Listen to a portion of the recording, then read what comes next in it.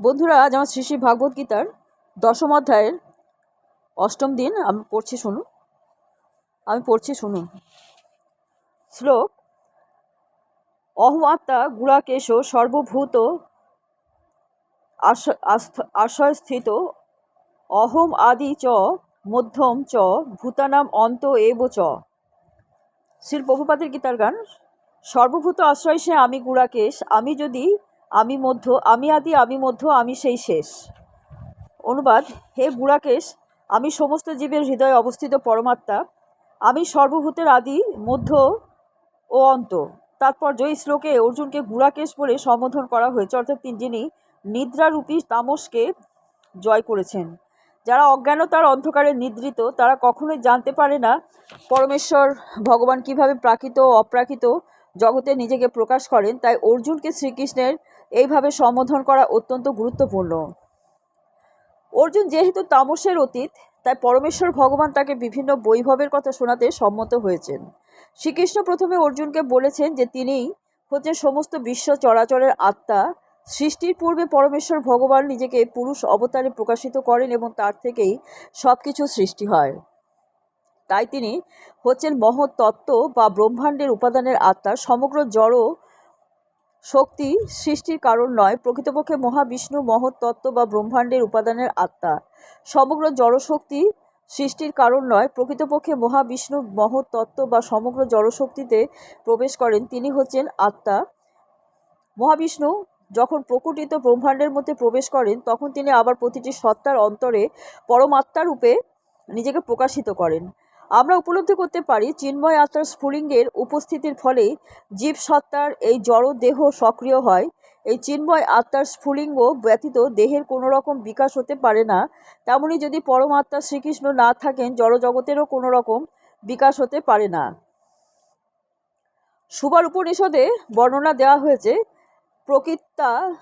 প্রকৃত্যাদি ভূতান্ত জামি সর্বশেষী চ নারায়ণং।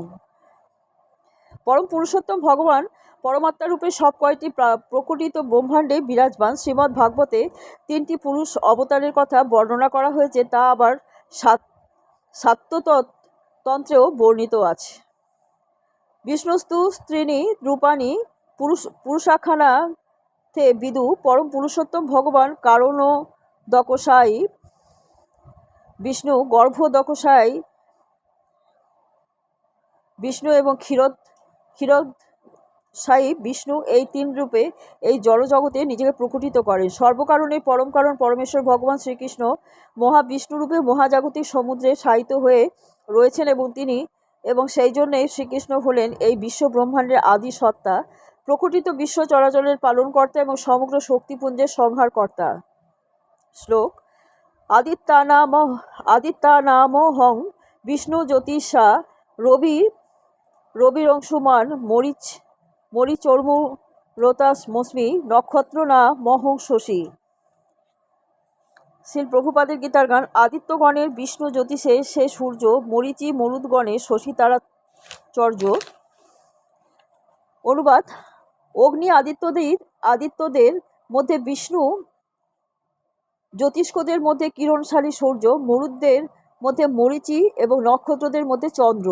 তাৎপর্য: দ্বাদশ আদিত্যের মধ্যে শ্রীকৃষ্ণই প্রধান এবং আকাশে অসংখ্য উজ্জ্বল জ্যোতিষ্কের মধ্যে সূর্য হল মুখ্য। ব্রহ্ম সংহিতায় সূর্যকে ভগবানের দেহ থেকে বিচ্ছুরিত উজ্জ্বল জ্যোতির ন্যায় বর্ণনা করা হয়েছে এবং সূর্যকে ভগবানের একটা চোখ রূপে গণ্য করা হয়। মরীচি স্বর্গের নিয়ন্ত্রণকারী দেবতা। অসংখ্য তারার ভেতর রাত্রি বেলায় চন্দ্র সুস্পষ্ট উজ্জ্বল এবং সেই জন্য চন্দ্র শ্রীকৃষ্ণের প্রতীক। শ্লোক: বেদানাং সামবেদহস্মি দেবানামস্মি বাসব ইন্দ্রিয়াণাং মনশ্চাস্মি ভূতানামস্মি চেতনা। শ্রী প্রভুপাদের গীতার গান। বেদ মধ্যে সামবেদ, দেবগণের ইন্দ্র, ইন্দ্রিয়গণের মন চেতনার কেন্দ্র। অনুবাদ: সমস্ত বেদের মধ্যে আমি সামদেব, সমস্ত দেবতাদের মধ্যে আমি ইন্দ্র, সমস্ত ইন্দ্রিয়ের মধ্যে আমি মন এবং সমস্ত জীবসত্তার মধ্যে আমি চেতনা। তাৎপর্য: জড় পদার্থ এবং জীবের মধ্যে পার্থক্য হচ্ছে যে জীবসত্তার মতো জড়ের চেতনা নেই, তাই চেতন হচ্ছে সর্বশ্রেষ্ঠ এবং নিত্য। জড় পদার্থের সমন্বয়ের ফলে কখনোই চেতনা সৃষ্টি করা যায় না। শ্লোক: রুদ্রানাং সংকোচাস্মি বৃত্তেষু যক্ষ রক্ষ সাম পশুনাং পাবকশ্চাস্মি মেরুং শিখরিনাম হম। শ্রী প্রভুপাদের গীতার গান। রুদ্রদের মধ্যে শিব, যক্ষের কুবের, পাবক সে বসু মধ্যে পর্বতে সুমের। অনুবাদ। রুদ্রদের মধ্যে আমি শিব, যক্ষ এবং রাক্ষসদের মধ্যে আমি কুবের, বসুদের মধ্যে আমি অগ্নি এবং সমস্ত পর্বতের মধ্যে আমি সুমেরু। তাৎপর্য। একাদশ রুদ্রের মধ্যে শিব শঙ্কর হচ্ছেন প্রধান। তিনি হচ্ছেন বিশ্ব ব্রহ্মাণ্ডের তম গুণের নিয়ন্তারূপী ভগবানের গুণ অবতার। যক্ষ এবং রাক্ষসদের মধ্যে কুবের হচ্ছেন সমস্ত ধনসম্পদের রক্ষক দেবতা এবং তিনি পরমেশ্বর ভগবানের প্রতিনিধি। মেরু হচ্ছে একটা সুবিখ্যাত পর্বত যা প্রাকৃতিক ঐশ্বর্যে পরিপূর্ণ। শ্লোক। পুরোধসাং চ মুখ্যং মাং বিদ্ধি পার্থ বৃহস্পতিম সেনানীনামহং স্কন্দ সরসামস্মি সাগর। শ্রীল প্রভুপাদের গীতার গান। পুরোহিতগণ মধ্যে হই বৃহস্পতি, সেনানীর মধ্যে স্কন্ধ সাগর জলেতি। অনুবাদ। হে অর্জুন, পুরোহিতদের মধ্যে আমি মহাভক্ত বৃহস্পতি, সেনাপতিদের মধ্যে কার্তিক এবং জলাশয়ের মধ্যে আমি সাগর। তাৎপর্য। স্বর্গরাজ্যের মধ্যে প্রধান দেবতা হলেন ইন্দ্র এবং তাকে স্বর্গরাজ্যের অধিপতি বলা হয়। তার শাসনাধীন এই লোক বা রাজ্যকে ইন্দ্রলোক বলা হয়।